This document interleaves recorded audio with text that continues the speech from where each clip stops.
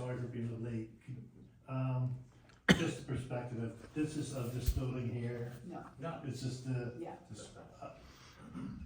wow, it's, so, something's being added somewhere.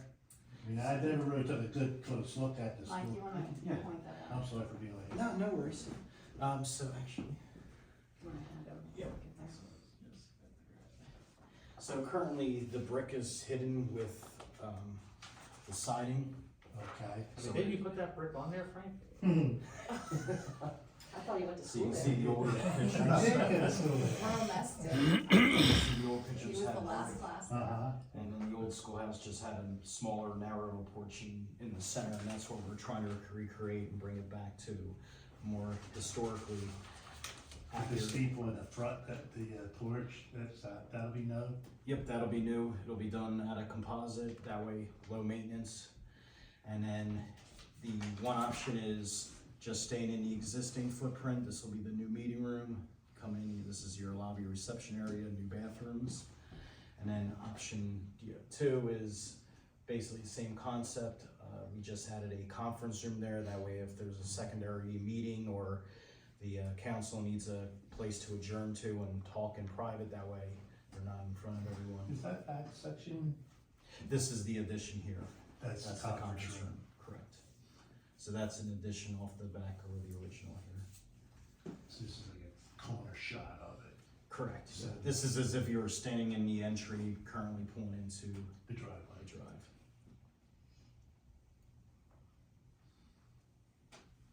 That's the township logo. Yep, we dropped that in there. Very good.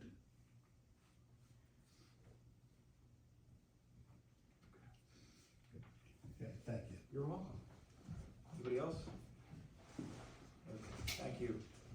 All right, item 3, appoint Jared Landis as emergency management coordinator, and appoint Jeff Steigelman as deputy emergency management coordinator. So last month Barbara Landis submitted her resignation, and so we are currently without an emergency management coordinator. Jared Landis is currently the deputy, so the proposal is to move him up as our coordinator and then bring in Jeff Steigelman as the deputy, Which he has been before. which he has been before. Thank you, Ron. Okay. Any comments? Any comments from the public? This is over there, will the emergency management still be ran out of this building here? Most likely, was preliminarily their preference, just because we have all of our communications here and admin would still stay here, but it's something we could certainly discuss over time. Cause it needs a major overhaul. It's on the list. Yeah. It does need an overhaul. Yeah, Okay. Anything else? Anybody else? Okay, thank you. I would just like to add, I would extend the invitation for him to come out to meet the new them to come out and meet the new fire commissioner if they'd like. Tracy, if you'd like to let them know. I will, yeah, thanks. Okay, good. Okay, then I will make a motion to appoint Jared Landis as the Upper Frederick Township Emergency Management Coordinator and to appoint Jeff Steigelman as the Deputy Emergency Management Coordinator. Do I have a second? Second. All in favor? Aye. Okay. Agricultural Security Area Application Receipt Acknowledgement. So we have received an application for, inclusion of a 10-acre property at 1219 Faust Road into the agricultural security area. So what this is it's a step up from, Act 319. This is, gives a property owner who has an agricultural use a little more protection from potential zoning and noise and nuisance regulations. It also protects them a little bit more against eminent domain should a municipality want to take some of their property.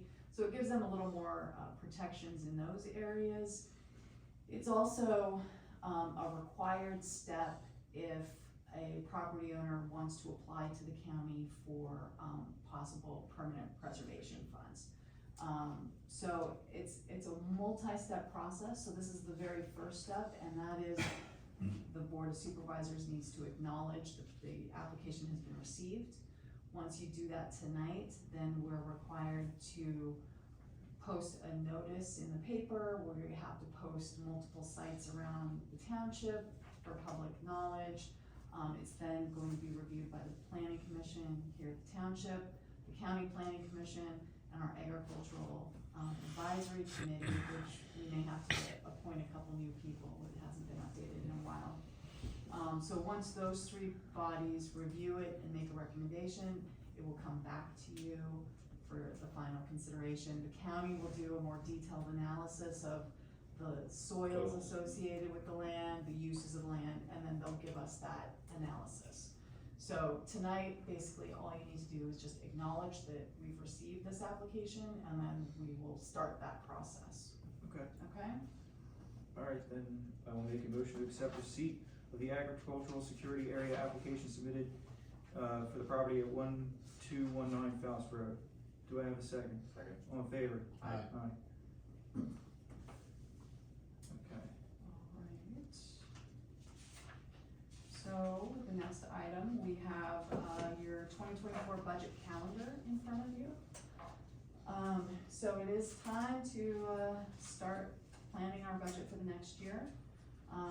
Roughly, just for everyone's, notice, we've began conversations with our water and sewer operators, as far as what's needed, for the upcoming year, kind of how things are going. We have started conversations with the public works director to determine, what he thinks he needs for next year. We're gonna start, looking at road priorities for improvements and that sort of thing, so we're starting that. At your next meeting next week, you're gonna have to adopt the minimum municipal obligation for pension, so we will have that for you next week. We'll get you an updated fund balance sheet to talk about kind of what we have in reserve that's not allocated at this time. We will also be asking you next week for your forecast for what you think public needs are and what some of our long-term needs are. And then we'll start reviewing water and sewer expenditure estimates and that sort of thing. By October, we're hoping to have public works and water and sewer draft budgets to you to start kind of working through that. We'll also have revenue estimates for 2024. By October 12th, you'll need to reaffirm your tax rates for LST, earned income tax, and per capita tax. We're gonna, by October, you should have pretty much a draft budget to be discussing. So between October and November, the plan is to kind of start reviewing the full budget together and having something ready to go by hopefully November. Okay. Okay? Simple process. Simple, yeah, lots of numbers. So, with that, if you want to, adopt the schedule, unless anyone has any adjustments that you would like to make, that would be great. See, no process.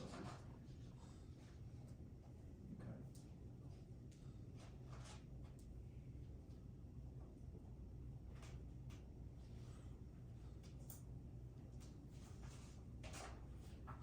Tom, are you okay? Good? Yep. Alright. Okay. Any comments? Okay. Alright, then I will make a motion, to approve the 2024 budget schedule as presented. Do I have a second? Second. All in favor? Aye. Okay. Alright, so the final item, on your agenda, just for discussion purposes tonight, is, 2023 budget amendments. So as we start thinking about 2024, we need to kind of clean up whatever needs to be cleaned up for 2023. So, key things, Linda, our treasurer, and I sat down, some key things that we need to take care of that we'll bring back to you probably next week is, in 2022, there had been a part of the budget to transfer $391,000 to capital reserve for equipment, and we never got that done. So one of the amendments is to get that money over there. As we get the equipment that's been scheduled for purchase, then that fund will pay back general fund. for those purchases. So it's kind of just a shifting of funds, but it's something that we need to get done so that it's all clean in the books. The next item is the $100,000 DCNR, or the grant that we got for the playground. So we received the playground grant for $100,000 early in 2023, so it was not part of our budget. We anticipate receiving the playground equipment in October, so we'll need to pay for that in October. So we need to have the 2023 budget reflect the grant funds and then the purchase of playground equipment. The grant that we talked about for this building we'll be putting in the 2024 budget. All right. The next item will be for the water study that we had done last year into the beginning of this year. That did not make it from 2022 into the 2023 budget, so we just need to add that in since 2023 is when we paid for the bulk of that. We are going to have to cover a major repair that we had to do a week and a half ago out at Ivy Ridge. We're estimating it will, at the end of the day, that repair will probably cost about $50,000. Just for folks to know, our sewer plant in Ivy Ridge development stopped working. The underground electricity basically got pierced and burned itself up along with the communication line. We didn't have any violations. It was discovered early enough so that it all went fine, but we had to have an emergency contractor come out, dig up the line all the way back to the building, replace our electric line and our communication line, and we're gonna have to repave the driveway to protect those underground. So we need to reflect that in the budget.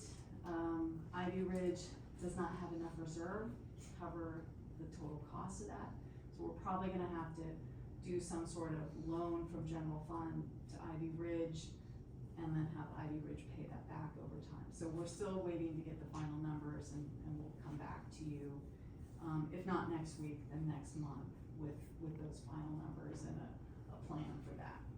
All right. We have survey and engineering item, $29,500 for the work associated with the schoolhouse. As mentioned earlier, we've got the property survey that's underway, and that was not part of our budget. It had been discussed, but we hadn't gotten it into the budget.